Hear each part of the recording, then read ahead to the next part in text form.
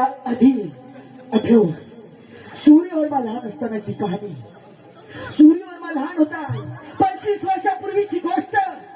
सूर्यवर्माची आई वडील आणि त्याची बहीण एका यात्रेच्या ठिकाणी गेला असताना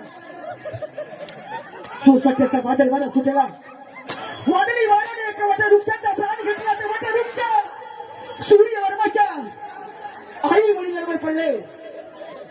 आई वडील जागच्या जागी गतप्राण झाले.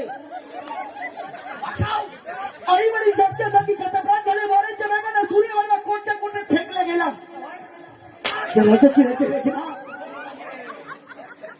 राजाच्या राजा मेघनाथ त्यांना तो सापडला. त्याचं बुद्धी चातुर्य पाहून त्याने त्याला प्रधान पदाची नोकरी बहाल केली. याच वेळेला या वाऱ्याच्या वेगानं बकुली सैरा वैरा पळत सुटली होती. परंतु विजयपूर नगरचे राजे विजयशी त्यांना ती सापडली. त्याला पुत्र संतान नसताना बकुलीला तिने लहानाचं मोठं केलं. बकुली मोठी झाल्यानंतर तिच्या स्वयंवराचा पण मांडला.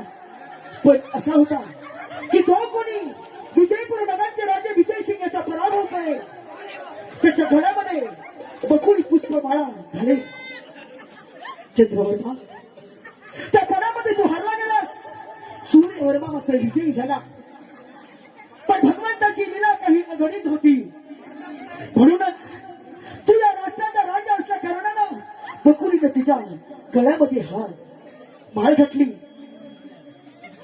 चंद्रवर्मा ही ती बकुली दुसरी तिसरी कोणी नसून सूर्यवर्माची पाचची बहीण आहे. पाचची बहीण आहे.